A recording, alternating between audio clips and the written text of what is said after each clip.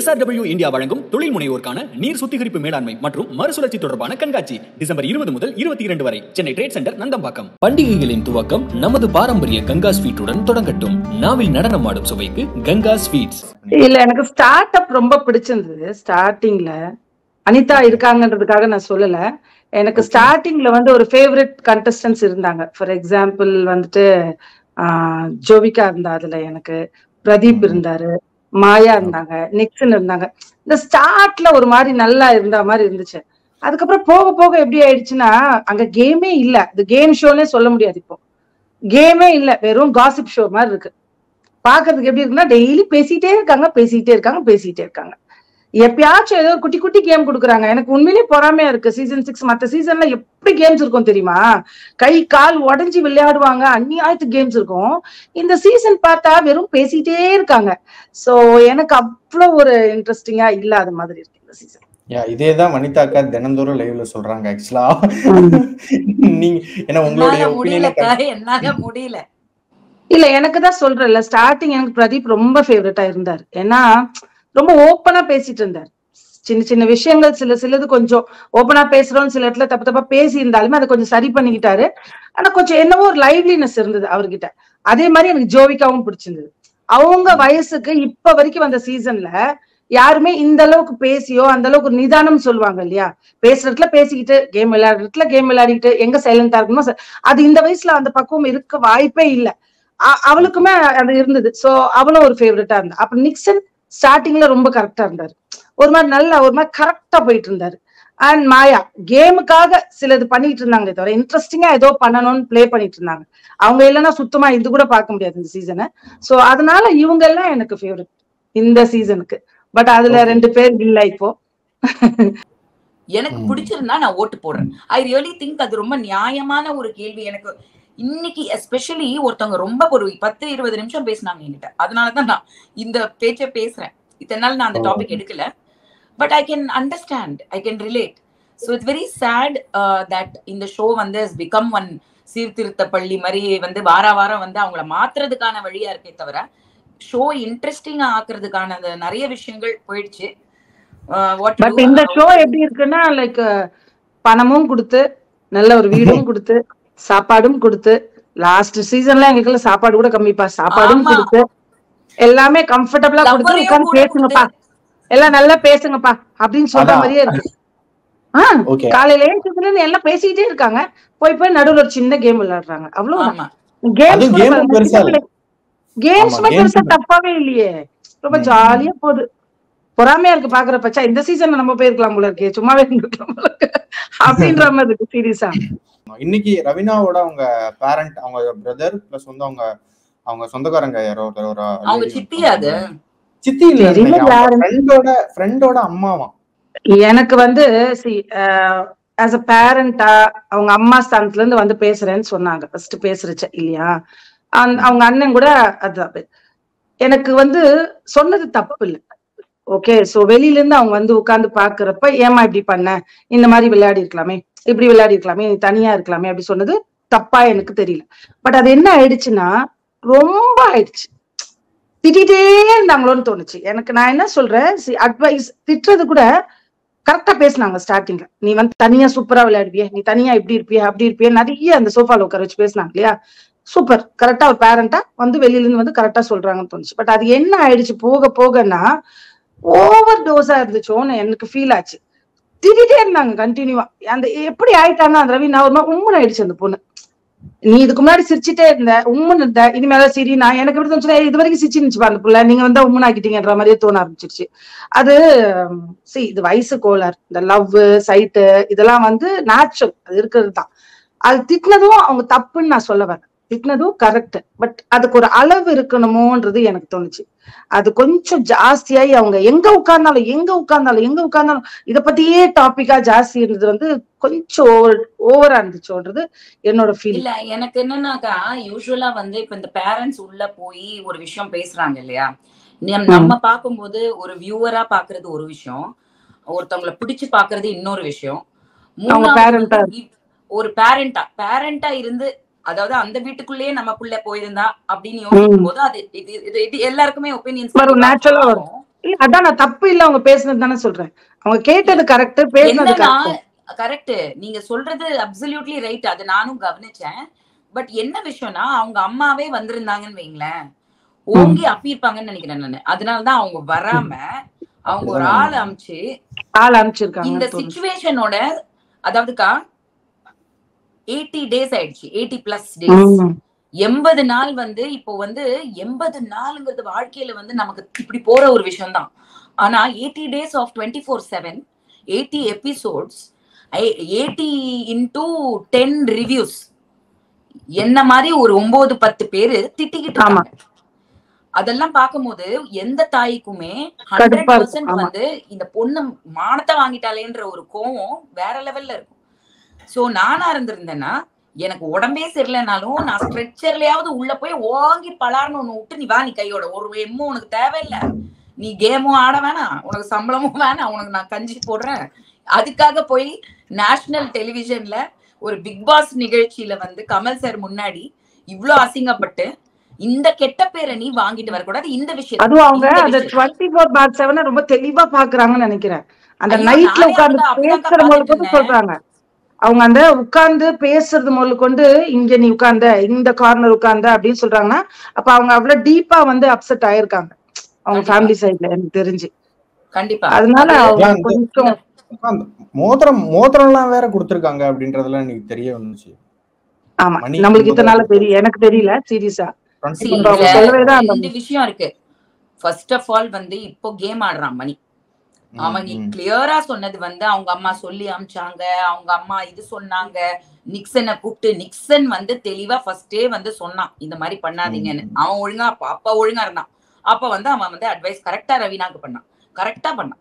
அதே மணிக்கு பிடிக்கல. மணி வந்து ரவீனாவை போட்டு போட்டு டார்ச்சர் பண்ணி இது வெளியில இருந்தவங்களுக்கு 80 நாளோட பிபி, 80 நாளோட டென்ஷன். ஏன்னா எனக்கெல்லாம் 1 வீக் ஜோவிகா வந்து ஏதோ அவளுக்கு கோத்ரூ ஆகுதுன்னு எனக்கு தெரியுது. கனவு வருதுங்கிறா, ஏதோ ஒண்ணு வளர்றா கனவு வந்ததுன்னு. இப்ப நான் உட்காந்து இந்த கனவை நான் டிசிஃபர் பண்ணி, எனக்கு ஏதோ ஒரு விஷயம் வெளியில நடந்துக்கிறதுக்கு எப்படி இந்த பிள்ளைக்கு உள்ள வந்து ஏதோ ஒண்ணு தோணுதுன்னு சொல்லி, அன்னைக்கு கடைசியா அவ கிளம்புற அன்னைக்கு அவன் தலையில இப்படி அடிச்சுட்டு அழுகுறா இல்லையா, அந்த வீக்கே நம்ம ஒரு 1 வீக் இது வந்து நம்ம அவமானப்பட வேண்டிய விஷயமே இல்ல. இருந்தாலுமே ஐயோ நாளைக்கு என்ன ஆக போதோ, ஐயோ இவ என்ன பண்ண போறாளோ அப்படிங்கறது ஆட்டோமேட்டிக்கா தான் ஆடலனாலும் தன் சதா ஆடுவாங்கல்ல, அது நமக்கு ஆட்டோமேட்டிக்கா வந்துருங்க ஒரு மதுரா. அது போது 80 days இந்த அம்மா she must have gone through hell. எத்தனை பேர்கிட்ட பதில் சொல்ல வேண்டியது இருந்திருக்கும். இதெல்லாம் நம்ம யோசிச்சு பார்க்கும்போது it was actually very decently dealt with. அதாவது லாஸ்ட்லியா எனக்கும் அவங்க சொன்னது கரெக்ட், சொன்ன தப்புன்னு நான் சொல்லல. பட் எனக்கு அது டூ மச்சா இருந்துச்சோன்னு தோணுச்சு, வேற ஒண்ணும் இல்ல. இப்ப அந்த மோதிரம் மேட்ச் கூட தோணுச்சு. அப்படியா? இல்ல எனக்கு ஆஸ் a பேரண்டா நான் எப்படி பிஹேவ் பண்ணுவேன்னா, இப்ப எனக்குமே அது கடுப்பாகும், ரொம்ப கடுப்பாகும். பட் அது எனக்கு ஒன்ஸ் ஆர் ட்வைஸ் சொல்லுவேன். சோ அதுல குழந்தை புரிஞ்சுப்பா அப்படி சொல்லிட்டு விட்டுட்டு அடுத்தது அவளை என்கரேஜ் பண்ணதான் நான் பார்ப்பேன். சரி இனிமே இன்னும் 20 days இருக்கு, வா இனிமே இந்த மாதிரி பண்ண அந்த மாதிரி பண்ணுன்னு சொல்லணும்.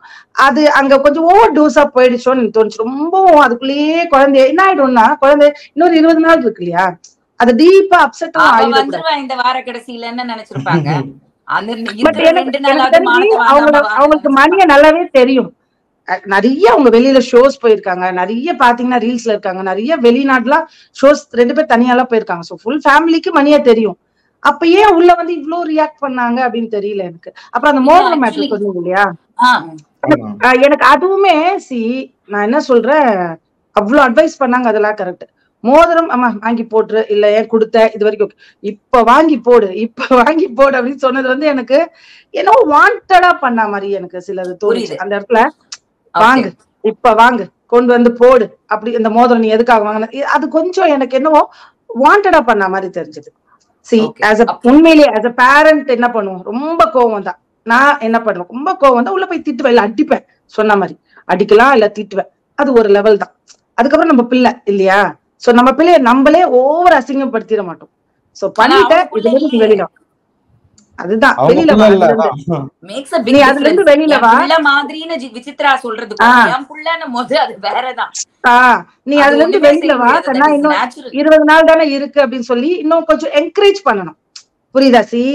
எந்த குழந்தையுமே இந்த ஸ்டேஜை தாண்டி தான் வந்து ஆகணும். ஒரு லவ் சைட் எல்லாம் நான் இல்லப்பா அப்படின்னு சொல்லவே முடியாது யாருமே நேச்சுரலா. இந்த ஸ்டேஜ் டச் பண்ணுவோம் யாரா இருந்தாலும். சோ அது கொஞ்சம் மெச்சூர்டா நம்ம அவங்க வந்து ஹேண்டில் பண்ணிருக்கலாமோன்றது என்னோட ஒப்பீனியன். எனக்கு வந்து ஆக்சுவலி இன்னொரு ஒப்பீனியனும் இருக்கு. நம்ம வந்து ஜென்ரலா ஒரு பேரண்ட் பத்தியும் இல்ல நீங்களா இருந்தா நானா இருந்தான்றது யோசிக்கிறத தாண்டி இது பேரண்ட் கிடையாது. இது பேரண்ட் வயசுல இருக்கக்கூடிய அந்த ஸ்தானத்துல இருக்கக்கூடிய ஒரு ஃப்ரெண்டோட மதர் அப்படின்னும் போது நாட் ஈவன் அவங்க ரொம்ப க்ளோஸ் நினைக்கிறேன். அதனால அந்த அளவுக்கு நாட் ஈவன் பிளட் ரிலேட்டிவ் கிடையாது. ஃப்ரெண்டா கூட இருக்கட்டும், ஃப்ரெண்டா இருக்கட்டும், அக்கறை இருக்கு இல்லைன்னு சொல்லல. பட் எங்கேயோ இது ஒரு டேமேஜ் கண்ட்ரோலுக்காகவே பண்ணிருக்காங்களோ. ஏன்னா நீங்க சொன்ன மாதிரி வெளியில நல்லாவே தெரியும் மணி ரவினா எத்தனையோ அப்ராட் போயிருக்காங்க, எவ்வளவோ விளாக்ஸ் போட்டிருக்காங்க. சோ வீட்டுக்குள்ள போறாங்கன்னும் போது இவங்க தெரியலன்னு திடீர்னு இன்னைக்கு சொல்றாங்க எங்களுக்கு தெரியாது நீங்க வர்றதுங்கிறாங்க.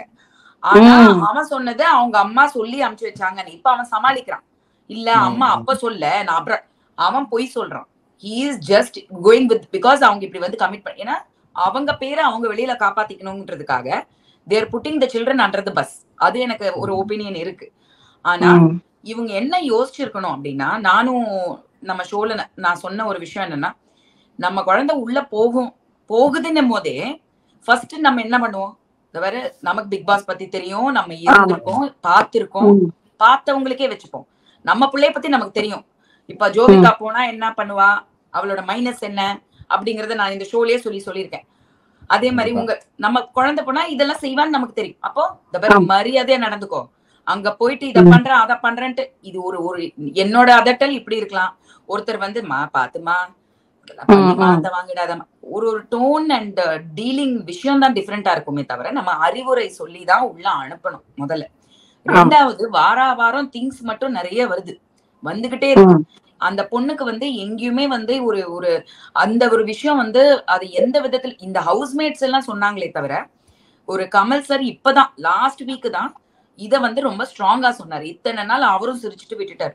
உள்ள வந்த கெஸ்ட் ஃபார் எக்ஸாம்பிள் உள்ள இது வரைக்கும் வந்த கெஸ்ட் கூட ஒரு 4 பேர் வந்தாங்கன்னா யாருமே வந்து அத கிண்டலா நறுக்கணும் சொல்லல. சொன்ன மாதிரி நானும் அதான் சொல்லியிருக்கேன். அது ஒரு 19 வயசு பொண்ணு. 19 வயசுல ஃபர்ஸ்ட் ஆஃப் ஆல் வந்து எதுக்கு இவ்வளவு ஃப்ரீடம் அப்படிங்கறது எனக்கு தோணுச்சு. ரொம்ப ஸ்ட்ரிக்டா சொல்லி அமைச்சிருக்கணும். அவளுக்கும் அந்த மெச்சூரிட்டி இருக்கணும். 19ங்கிறது சின்ன வயசு கிடையாது. இந்த காலத்து பசங்க எல்லாருமே மெச்சூர்டா தான் இருக்காங்க. நமக்கெல்லாம் அந்த டைம்ல எனக்கெல்லாம் 19 இயர்ஸ்ல குழந்தையே பிறந்துருச்சு. சோ மெச்சூரிட்டி கண்டிப்பா நமக்கு என்ன புரிதல் இருக்கணும். இல்ல நீங்க போகல, ஒருத்தவங்க வந்திருக்கிறாங்க. இப்ப என்ன பொறுத்த வரைக்கும் இத வெளியில எப்படி, ஏன்னா அந்த சிவானி அம்மா வந்தப்போ ஒரு டிராமா நடந்தது. அதுக்கப்புறம் வந்து சிவானி வெளியில வந்து உங்க சீசன் தானே இல்ல சிவானி வெளியில வந்ததுக்கு அப்புறம் அடுத்த செகண்ட் வந்து இப்ப வரைக்கும் இன்ஸ்டாகிராம்ல 2 பேரும் சேர்ந்துதான் போட்டோ போடுறாங்க, பர்த்டே கொண்டாடுறாங்க, அம்மாவும் கூட சேர்ந்து ஹாலிடே போறாங்க. அது வேற. அந்த வீட்டுக்குள்ள வந்து அந்த லாஸ்ட்லி அப்பா உண்மையா பண்ணாரு. அது உண்மை. ஏன்னா நானும் இருந்தேன். அதுக்கப்புறம் என்ன நடந்தது, வெளியில வந்ததுக்கு அப்புறமும் என்ன நடந்தது எல்லாமே நமக்கு தெரியும். பட் இது வந்து ஒரு டிராமா பிளே தான். அவங்க நல்ல பேர் வாங்கிட்டாங்க அவங்க அம்மா சிவானி அம்மா அந்த டைம்ல. சோ அந்த ஒரு ஸ்ட்ராட்டஜி அகைன் இதுவும் ஒரு ஸ்ட்ராட்டஜியா யூஸ் பண்ணிதான் இந்த வாட்டி இந்த லேடி வந்து ஸ்கோர் பண்ணாங்களோ அப்படிங்கறது வந்து ஸ்கோர் பண்ணணும்னு நினைக்கிறேன். அதுதான் இது. ஒரு விஷயம் தெரியறது என்னன்னா அவளுக்கு மணியை ரொம்ப ரொம்ப ரொம்ப பிடிச்சிருக்கு. லைக் அந்த ஒரு லவ்ல ஒரு இது இருக்கும் தெரியுமா, நீ என்ன சொன்னாலும் ஓவரா அந்த இது பிடிச்சிருக்குன்றது மட்டும் தெரியுது. அந்த லேடி கேட்டாங்க இல்லையா என்ன கால்ல போய் விழுவுற, அது கேட்க வேண்டியதுதான் அக்கா. எப்படிக்கா இவன் கால்ல விழுவுறதுக்கு இவன் யாருக்கா இவன், அதுதான் சொல்றேன். இப்ப அவங்க திட்டினது ரொம்ப கரெக்ட். வந்த உடனே உட்கார்ந்து பேசுனதெல்லாம் அப்படிதான் பேசணும் உண்மையிலேனா. இல்ல பிள்ளைங்க பாட்டுக்கு அதுங்க பாட்டு கண்டபடி கிடக்கும் தான் சொன்னதெல்லாம் கரெக்ட். பட் கொஞ்சம் ஓவரா போனாங்கன்றது கடைசில வந்து ரெட் கோடு அதுதான் என்னன்னு புரியல. பிக் பாஸே கடுப்பாயிட்டாரு. அது என்னன்னு புரியலையே, அந்த ரெட் கோடுன்றது என்னன்னு இப்ப வரைக்கும் புரியல. இமேஜ் பேடா இருக்கோ அப்படின்ற மாதிரியான அர்த்தமா கூட இருக்கும்லக்கா. இருக்கலாம், எனக்கும் தெரிஞ்சது. ஏன்னா உள்ள போறதே ஏதாவது சொல்லிட்டு போயிருக்கலாம். இந்த மாதிரி கோட் சொன்னா பேடா இருக்கு, கிரீன்னு சொன்னா அப்படி சும்மா அப்படி பேசிட்டு போயிருப்பாங்கன்னு நினைக்கிறேன். அது ஏதோ கோட சொல்லி இருக்கிறது மாட்டிக்கிட்டாங்க உண்மையிலேயே. சோ அது நாள் வந்து கோட சொல்லி என்ன பண்றது இல்ல. இந்த சீசன்ல ஒண்ணு கவனிச்சிங்களா, ஈவன் நடுவுல போனாங்களே கண்டஸ்டன்ஸ் எல்லாம், அவங்க கூட ஓப்பனா வெளில நடந்ததெல்லாம் பேசிட்டு இருக்காங்க. எனக்கு தெரிஞ்சு உள்ள பேசவே கூடாது. அடுத்தது நம்ம கெஸ்டா போறப்ப கூட சொல்லக்கூடாது சொல்லுவாங்க, எதுவுமே சொல்லக்கூடாது. பிகாஸ் யார் ஹைல இருக்கா யார் லோல இருக்கான்னு தெரியக்கூடாது, ஒரு கன்ஃபியூஷன் இருக்கணும்னு சொல்லவே கூடாதுன்னு சொல்லுவாங்க. பட் ஈவன் கண்டஸ்டன்ஸே பேசினாங்களே, அர்ச்சனாவே எவ்வளவோ சொன்னாலே வெளியில நடந்தத, இப்படி இருக்கு பேசுறாங்க பேசுறாங்க இல்லையா, எல்லாருமே ஈவன் விஜய் பேசினாரு, எல்லாருமே பேசினாங்க. எனக்கு தெரிஞ்சு வெளியில இருந்து உள்ள போன எல்லாருமே வெளியில என்ன நடக்குதோ எல்லாமே பேசுறாங்க. எனக்கே ஷாக்கா இருந்தது, என்ன இவங்க பாட்டுக்கு எல்லாம் சொல்லிட்டு இருக்காங்க, அப்புறம் இவங்களுக்கு எப்படி ஒரு ஸ்ட்ராட்டஜியே இருக்காது அப்படின்ற மாதிரி ஆயிடுச்சு எனக்கு. அன்ஃபேரா போகுது இந்த வருஷம், இந்த சீசன். எனக்கு அந்த 5 வைல்டு கார்டை மொத்தமா அமிச்சப்போ ஒரு ரியாக்ஷன் இருந்தது இருக்கிற கண்டஸ்டன்ஸ் கிட்ட. அந்த இடத்துல இருந்து கேமோட சேஞ்ச் வந்து பேடுக்கு போச்சே தவிர குட்டுக்கு போ. SRW இந்தியா வழங்கும் தொழில் முனைவோருக்கான நீர் சுத்திகரிப்பு மேலாண்மை மற்றும் மறுசுழற்சி தொடர்பான கண்காட்சி டிசம்பர் 20 முதல் 22 வரை சென்னை ட்ரேட் சென்டர் நந்தம்பாக்கம். பண்டிகைகளின் துவக்கம் நமது பாரம்பரிய கங்கா ஸ்வீட்டுடன் தொடங்கட்டும். நாவில் நடனமாடும் சுவைக்கு கங்கா ஸ்வீட்ஸ்.